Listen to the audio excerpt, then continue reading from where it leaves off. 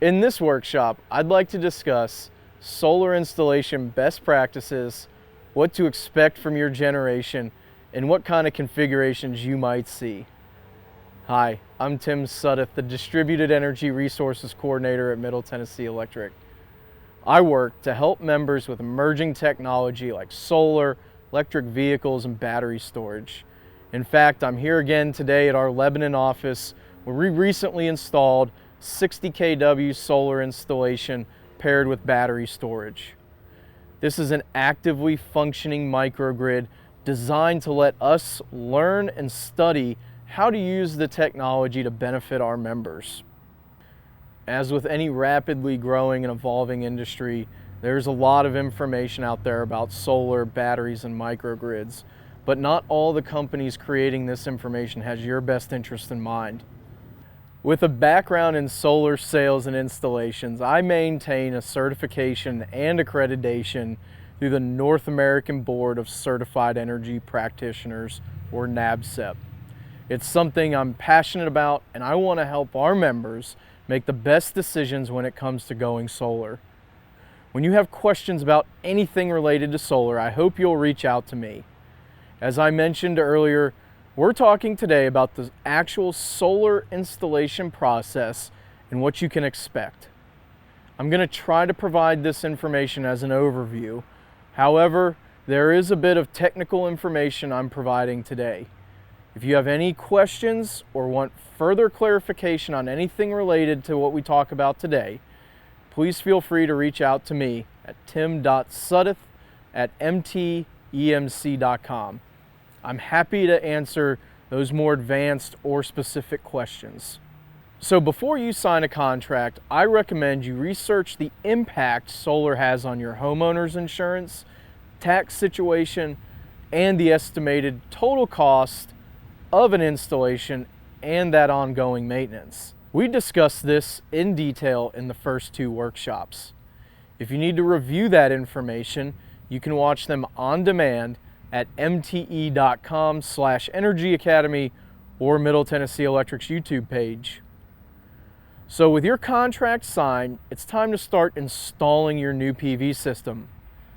Let's talk about a few best practices for this process. First and foremost, make sure that your contractor is filing permits and getting state electrical inspections once the work is completed.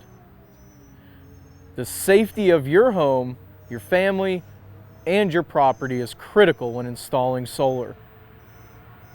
It also ensures you receive the full value of the PV system if you decide to sell your property in the future. I've mentioned this in previous workshops, and I want to say it again in this one. Please use a NABCEP approved contractor and a licensed electrician when installing your system. If you need help finding a recommended contractor or want to check them for solar certifications, go to nabcep.com. Secondly, when you decide to go solar, give Middle Tennessee Electric a call at 877-777-9020 or shoot me an email directly at tim.suddoth@mtemc.com. I can provide you information to help you make the most of your solar system. First off, your contractor should always use Underwriter's Laboratory listed equipment. Sometimes you'll see this abbreviated as UL, followed by a number or name on the equipment. Equipment with this rating has undergone extensive testing and is the accepted standard for quality electric applications. You may also see markings for IEEE, the standard for technical components related directly to solar PV systems. If your equipment doesn't meet UL or IEEE standards, contact me to discuss what options may be available. Your solar system will need an inverter to convert the power generated by your panels into electricity that your home can use. Make sure you use UL 1741 and IEEE 1547 listed grid-tied inverters only. Your PV system will also include solar panels. Those panels should have a UL 1703 marking on them. Because your solar panels are generating electricity, you will need to have AC disconnect fuses. As their name implies, they disconnect or stop the flow of electricity into your home or onto the grid. Your PV system will have several wall-mounted panels, disconnect switches, and meters.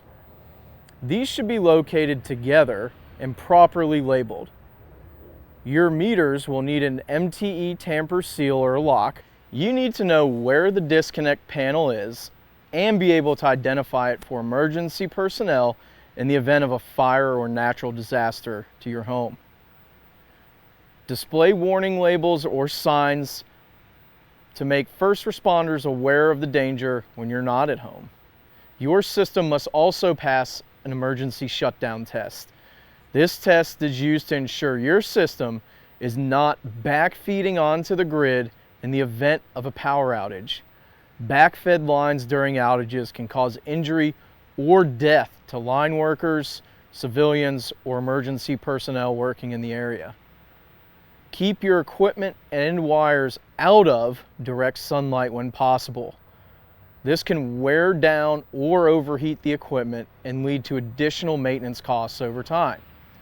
We're obviously not talking about the panels here, but I can't tell you how many installations I've seen with wires hanging loose or touching the roof.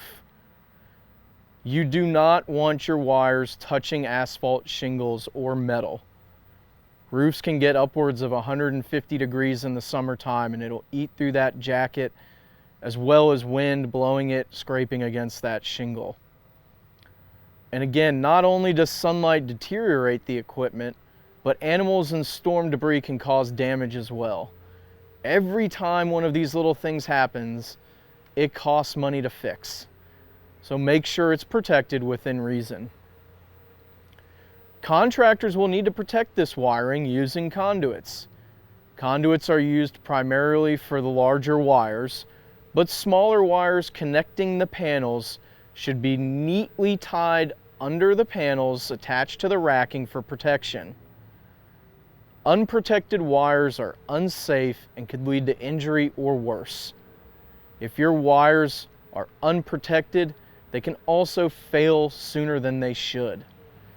Don't forget that any buried electric lines will need to meet state and local codes. Your roof should have at least 25 years of life left before installing a system on it. And if that roof is in good shape, the solar panels should face south for maximum generation. Because you're creating holes in your roof to mount your panels and racking, make sure all roof penetrations are flashed and sealed to prevent leaks. Ask your contractor how they will do this. No matter how small or large, the holes in your roof can lead to water damage. If your roof leaks, you'll have to take some or all of the panels off to fix it. Try to avoid this to save money down the road. I know that this is a lot of information to take in and it might feel overwhelming. That's why we've created a handout you can download outlining these items and more at mte.com/solar. We know solar is a big investment. We want you to have all of the information to stay informed and identify potential issues before they happen. We want to help you through the process, so please contact us before, during, or even after your installation when you have questions or concerns. I know that is a lot of information, but this is a complicated product. However, Middle Tennessee Electric is here to help you navigate issues when they arise. In fact, we have resources to let you maximize the potential of your solar system. Middle Tennessee Electric is a distribution electric cooperative. That means we buy power from the Tennessee Valley Authority, or TVA. In Tennessee, you can't simply generate power and send it back onto the grid. if you want to sell excess electricity you generate, you'll need to sign up and participate in TVA's Dispersed Power Production Program. This is called DPP, and it allows you to sell energy back to TVA at roughly 2 cents per kilowatt hour. You'll sign a 5-year contract with TVA with the option to renew after 5 years. TVA will pay you for the energy each month with a direct deposit to your bank account. Middle Tennessee Electric acts as the point of contact for you to apply for the program or to answer questions. However, we don't manage or have any control over the DPP program or contracts. This program is great for members with systems generating more electricity than they use each day, or for members without a battery storage system. If you're not selling power back to TVA, you can install a behind-the-meter configuration, commonly referred to as BTM. This configuration means that you're generating electricity at the same rate that you buy it. However, if you don't use the generated electricity, it is automatically pushed back onto the grid with no compensation. This configuration is best for members who plan to use their energy immediately or expect their energy usage to exceed what they're going to generate. Both behind-the-meter and DPP solar configurations can use a battery storage system. For behind-the-meter setups, your battery stores excess energy to use at night, during low power periods of the day, or during outages. It's a great way to make the most of your solar installation. DPP participants can also use energy storage, and any electricity generated above and beyond the storage capacity of the battery is sold back to TVA at roughly 2 cents a kilowatt hour. So knowing when you use your energy is critical to properly sizing and configuring your solar and battery storage system. That's why you should use contractors who ask for hourly usage. A quality solar contractor will always ask for the hourly meter data to help determine the size of your system. As you can see in the graphs here, this home generates 5 kW differently depending on the time of the year. The one in June generates more energy during the day than the one in December. However, your solar PV system may not make the most of that generated electricity. That means you're wasting energy or your system won't meet your expectations. When you decide to go solar, contact Middle Tennessee Electric. We're committed to helping you achieve your solar goals. From building your own PV system to participating in one of our programs, Middle Tennessee Electric has a green solution to fit your needs. You can view our solar programs, view our recommended contractor network, or get more information about installing your own solar at mte.com/solar. Thanks for watching today, and I hope you plan to watch the final workshop in this series. We'll talk about what you can expect as the owner of your own system. Of course, you can watch this workshop along with the rest of the series on demand at mte.com/Energy Academy or the Middle Tennessee Electric YouTube page. I look forward to seeing you then, and I hope you have a great day.